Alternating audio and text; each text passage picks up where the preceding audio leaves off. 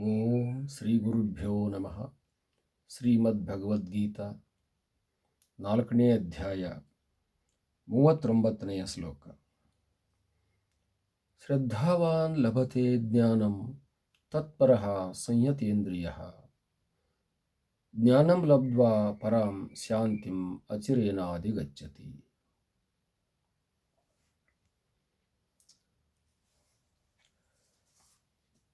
He who have mastered his senses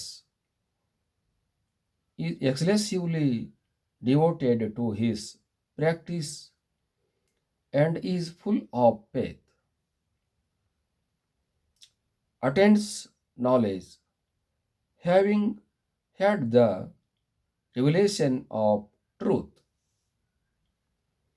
He immediately attains supreme peace in the form of God realization.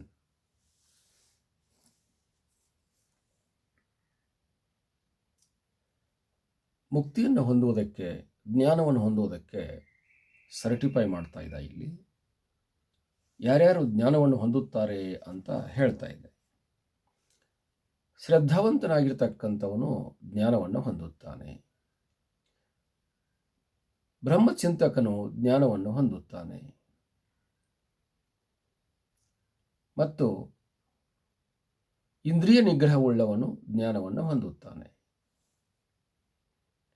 ಜ್ಞಾನವನ್ನು ಹೊಂದಿದವರು ಮುಕ್ತರಾಗುತ್ತಾರೆ ಅನ್ನುವಂಥ ಅಭಿಪ್ರಾಯವನ್ನು ಹೇಳಿದೆ.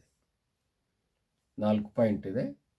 ಶ್ರದ್ಧಾವಾನ್ ಅಂತಂದರೆ ಗುರುಗಳಲ್ಲಿ, ವೇದಗಳಲ್ಲಿ, ಉಪನಿಷತ್ತುಗಳಲ್ಲಿ, ಶ್ರುತಿ ಸ್ಮೃತಿ ಪುರಾಣ ಇತಿಹಾಸಗಳಲ್ಲಿ, ಸದ್ವಾಕ್ಯಗಳಲ್ಲಿ, ಹಿರಿಯರ ವಾಕ್ಯಗಳಲ್ಲಿ ಯಾರು ಶ್ರದ್ಧೆಯನ್ನು ಇಡುತ್ತಾರೆಯೋ ಅವರಿಗೆ ಜ್ಞಾನವಾಗುತ್ತದೆ ಅಂತ ಅರ್ಥ.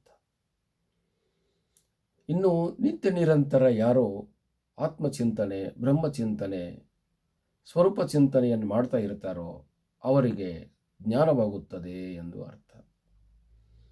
ಮತ್ತು ಇಂದ್ರಿಯ ನಿಗ್ರಹ ಇರಬೇಕು ಅಂತ.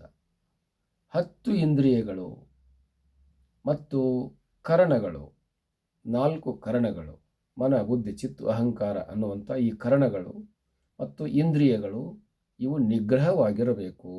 ಅವನಿಗೆ ಜ್ಞಾನವಾಗುತ್ತದೆ. ಈ 3 ರೀತಿಯಾಗಿರ್ತಕ್ಕಂಥ ವ್ಯವಸ್ಥೆಯಿಂದ ಜ್ಞಾನವನ್ನು ಪಡೆಯಬೇಕಾಗಿದೆ. ಇನ್ನು ಇದರಲ್ಲಿ ಅಧ್ಯಾಪನ ಮುಖ್ಯವಾಗಿರುವಂಥದ್ದು. ನಿರಂತರ ಅಧ್ಯಯನ ಮಾಡುವುದು, ಅಧ್ಯಾಪನ ಮಾಡುವುದು, ಹೇಳುವುದು, ಕೇಳುವುದು, ಮತ್ತೇನೂ ಇಲ್ಲ. ಬ್ರಹ್ಮಚಿಂತಕವಾಗಿರ್ತಕ್ಕಂಥ ವಿಷಯಗಳನ್ನು ಕೇಳುವುದು, ಬ್ರಹ್ಮ ಜಿಜ್ಞಾಸ ಮಾಡುವುದು. ಅಥಾತೋ ಬ್ರಹ್ಮ ಜಿಜ್ಞಾಸ ಚಿಕಿತ್ಸತು ಇಚ್ಛಾ ಜಿಜ್ಞಾಸು ಅಂತ ಹೇಳಿಸಿಕೊಳ್ತಾನೆ. ಪರಿಪರಿಯಾಗಿ ಪ್ರಶ್ನೆಗಳನ್ನು ಮಾಡುವಂಥದ್ದು, ಗುರುಗಳನ್ನು ಸೇವಿಸಿ ಅವರ ಕರುಣೆಯನ್ನು ಪಡೆಯುವಂಥದ್ದು, ಗುರುಗಳು ಹೇಳ್ತಕ್ಕಂಥ ವಾಕ್ಯವನ್ನು ಪಾಲನೆ ಮಾಡುವಂಥದ್ದು. ಆಚಾರ್ಯವಾನ್ ಪುರುಷೋ ವೇದ ಅನ್ನುವಂಥ ವಿಚಾರವನ್ನು ಮನಸ್ಸಿನಲ್ಲಿ ಇಟ್ಟುಕೊಂಡು ಗುರುಗಳು ಹೇಳುವಂಥ ವಿಚಾರಗಳೆಲ್ಲವೂ ವೇದವಾಕ್ಯಗಳು ಅಂತ ತಿಳಿಯಬೇಕು. ವೇದಗಳು ಅಂತಂದರೆ ದೋಷ ಇಲ್ಲದಲೇ ಪರಹಿತಕ್ಕಾಗಿ, ಪರರ ಉದ್ಧಾರಕ್ಕಾಗಿ ಬೋಧ ಮಾಡ್ತಕ್ಕಂಥ ವೇದಗಳು, ಉಪನಿಷತ್ತುಗಳು, ಗೀತೆ ಮೊದಲಾಗಿರತಕ್ಕಂಥ ಪ್ರಸ್ಥಾನತ್ರಯಗಳು ಅಂತ ಹೇಳಿಸಿಕೊಂಡಿದೆ.